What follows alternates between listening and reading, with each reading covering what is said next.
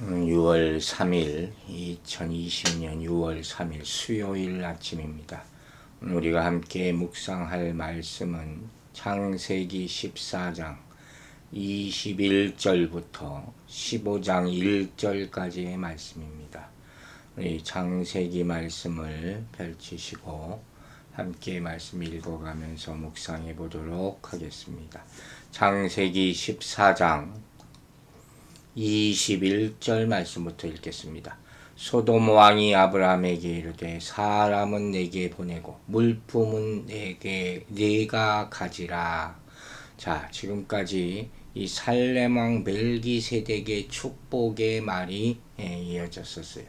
이제부터 소돔 왕의 말이 나타나고 있습니다. 사람은 내게 보내고 물품은 내게 가지라. 그래서 소돔 왕의 이 말하는 모습은 명령이죠. 사람은 내게 주라. 이렇게 명령하는 거예요. 그리고 너는 그 소유를 가져가라. 즉 소돔 왕의 태도는 감사하는 것은 볼 수 없어요. 또 겸손하지도 않습니다. 즉 소돔 왕은 이 전리품 가운데 사람은 자신의 백성이나 자신에게 돌리고 소유품만 가져가라고 아브라함에게 무슨 호의를 하는 것 같이 오히려 이렇게 하고 있어요. 그러니까 아무리 왕이라 해도 전쟁이 진 왕 아닙니까? 그런데 그 전쟁 중에서 자신의 나라와 모든 민족과 이런 것을 다 구해준 사람들을 대접하는 이 모습이 참 겸손과 감사는 조금도 볼 수 없는, 이런 걸 살려줘서 고맙다 이렇게 하면서 모든 걸 다 가져가세요. 이렇게도 될까 말까 하는 그런 상황에 이렇게 이 어리석은 왕의 모습, 이 타락한 나라의 왕의 모습이 이렇다 하는 것을 이 성경이 보여주고 있는 것입니다. 22절 보겠습니다. 아브라함이 소돔 왕에게 이르되 천지의 주제이시오 지극히 높으신 하나님 여호와께서 내가 손을 들어 맹세하노니. 아멘. 자, 소돔 왕의 제안에 아브라함이 대답하는 것을 읽어보면 아브라함이 하나님의 사람이다, 진정한 하나님의 사람이다 하는 것을 분명하게 알 수가 있죠. 이런 표현 하나, 이것을 뭐라 그럽니까? 바로 신앙 고백이다. 이게 아브라함의 신앙 고백이에요. 천지 주제이시오 지극히 높으신 하나님 여호와께 손을 들어 맹세하노니. 하나님은 누구십니까? 예수님은 누구십니까? 이것을 똑바로 얘기할 수 있는 것, 그게 바로 신앙이라는 것입니다. 손을 든다 하는 것은 맹세할 때 사용하는 그런 모습이죠. 하나님을 향한 아브라함의 태도는 항상 이렇게 손을 드는 모습이었다. 우리가 찬양할 때, 경배할 때, 기도할 때 이런 모습을 하지 않습니까?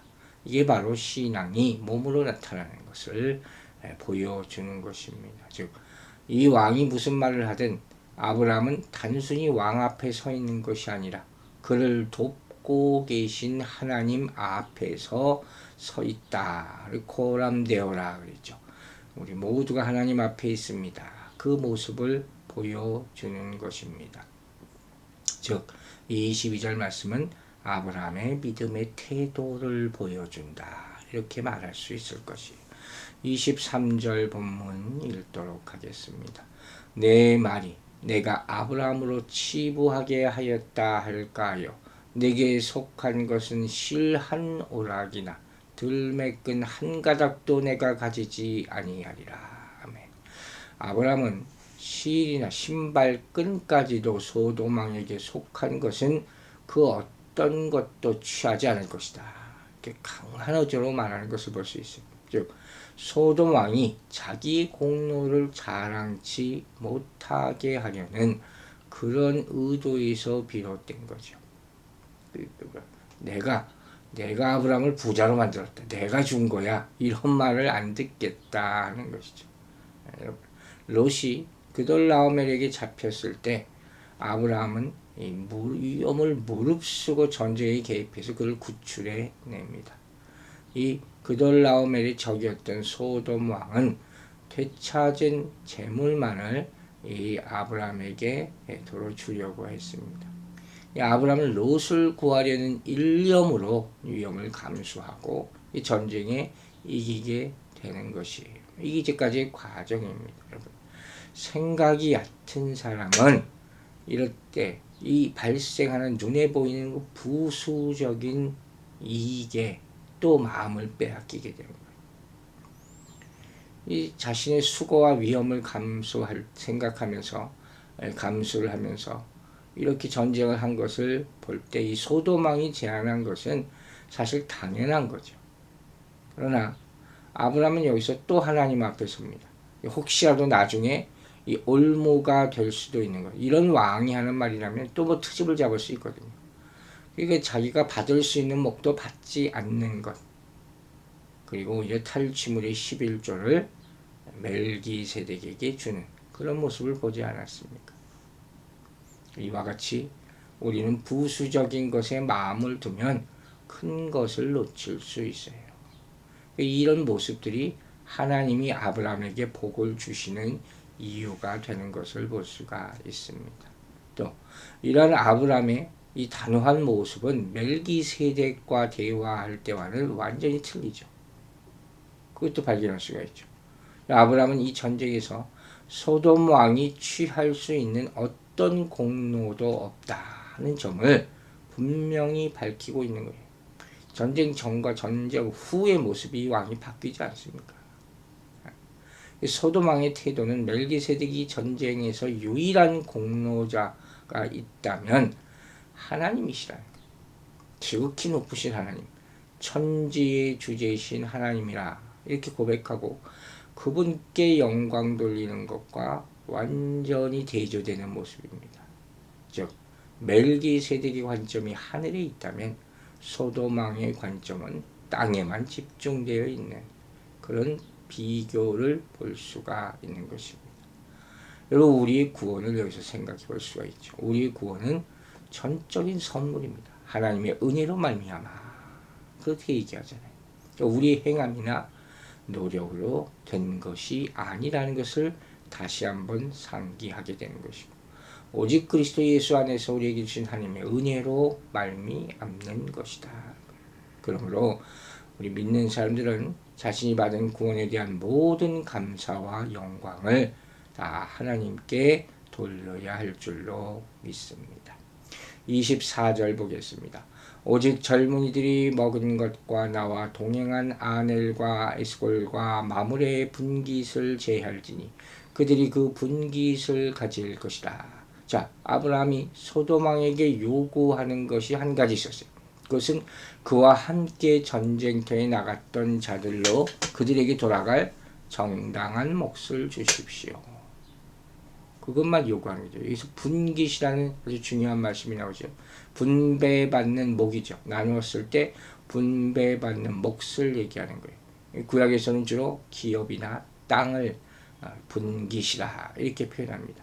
특별히 우리 제사장 직분 맡았던 레위인들, 아론 후손들, 이 자신의 분깃이 없다고 신명기에 나와 있죠. 또 그 일을 하는 자체, 하나님의 일을 하는 것 자체를 분깃으로 여겼다 성경은 말합니다. 그래서 다른 백성들이 이들을 돌봐야 하는 의무가 있다고 성경은 보여주고 있죠. 또 하나님이 이스라엘을 선택해서 분깃이라 하셨다고 신명기 32절에 얘기해요. 즉 이스라엘을 그분의 기업으로 삼으셨다. 이게 바로 분깃의 의미라 하는 것이에요. 그 이와 같은 모습을 볼 때 아브라함이 이 전쟁에 나갔을 때 자기 종들만 데리고 나간 것이 아니고 동맹한 자들이 함께 전쟁에 나갔다는 모습도 보여주는 것이죠. 그래서 내 것은 없어도 되지만 함께 전쟁터에 나갔던 동맹 사람들에게는 돌아갈 몫이 있어야 합니다. 그 사람들 목숨을 걸고 전쟁에 참여하지 않았습니까? 그런 모습을 보여주는 그런 장면인 것이에요. 자, 15장 1절 말씀을 읽겠습니다. 이후에 여호와의 말씀이 환상 중에 아브라함에게 임하여 이르되 아브라함아 두려워하지 말라. 나는 네 방패요 너의 지극히 큰 상급이니라. 자, 이 일 후에라는 말로 이 15장이 시작됩니다. 14장과 연결된다는 말이죠. 그리고 나서 여호와의 말씀이 환상 중에 아브라함에게 임하였다. 이렇게 말합니다. 이런 모습은 선지서에서 잘 보이죠. 선지자가 계시를 시작할 때 그런 모습과도 굉장히 흡사합니다. 마치 아브라함이 선지자 같은 느낌을 들게 하는 그런 장면이죠. 이 나오는 환상 중에 있어요. 환상 뭡니까? 구약시대에 특별히 하나님이 사람들과 의사소통을 하기 위해서 사용하신 통로라고 볼 수가 있죠. 많은 환상들이 구약에 나오고 에스겔의 환상, 다니엘의 환상, 그를 통해서 하나님의 뜻이 이 땅의 사람들에게 전달되는 것을 볼 수가 있습니다. 구약의 환상은 보통 선지자들에게 주어집니다. 그리고 그것이 예언적인 신탁이 돼서 백성을 구원하는 일에 많이 사용되는 것이죠. 하나님은 환상 가운데서 자신이 친히 아브라함의 방패가 되어서 그를 보호하실 것이다. 본문에서는 이렇게 말씀하고 있는 것입니다. 자, 보세요. 아브라함이 한 번의 전투에서는 이겼어요. 그러나 그는 이렇게 세력이 큰 사람이 아니었고 여전히 그돌라오멜의 연합군이 있었고 그를 두려워할 수밖에 없는 존재였다는 것이죠. 그래서 하나님은 두려워하지 말라. 인간 마음에 뿌리 깊게 자리 잡고 있는 두려움. 그래서 하나님은 아브라함을 지금 안심시키고 있는 모습입니다. 두려워하지 말라 뿐만 아닙니다. 하나님은 이 환상 가운데서 또 무엇을 보여주십니까? 방패가 되어서 그를 보호해 주시겠다 하는 말 플러스 상급을 주겠다. 매우 큰, 자신이 아브라함에게 매우 큰 상급이다 하고 얘기해 주시는 거예요. 즉 아브라함이 소돔 왕의 제안을 거절한 것에 대해서 거기에 대한 보수로 누구를 뭘 주겠다는 거예요? 자신을 주시겠다. 이게 하나님께 헌신한 자에게 임하게 되는 상급이에요. 스스로 자기 자신을 아브라함의 보호자, 아브라함의 보상으로 나타내고 계신 것입니다. 얼마나 귀한 상급입니까? 여러분, 그러므로 아브라함이 앞으로 계속될 전쟁에서 승리하는 길이 있다면 오로지 하나님 여호와를 신뢰하는 것뿐이다 하는 것입니다. 여호와 하나님께서는 어떤 대적과도 비교할 수 없는 큰 군대를 거느리신 분이십니다. 그래서 하나님은 아브라함에게 두려워하지 말라고 내가 너와 함께하고 상급이 되겠다 약속하신 것입니다. 사랑하는 여러분, 우리에게도 하나님은 방패와 상급이 되심을 믿으시기 바랍니다. 하나님께서는 우리의 어려움이 있을 때 보호하고 막아주시고 그뿐만 아니라 상급, 은혜와 복을 주시는 분임을 믿으시기 바랍니다. 그러므로 아무리 어려운 상황 가운데서도 두려워하지 말고 담대함과 확신 가운데 살아가시기를 주의 이름으로 축원합니다. 여러분, 두려움과 염려는 누구에게나 있을 수 있습니다.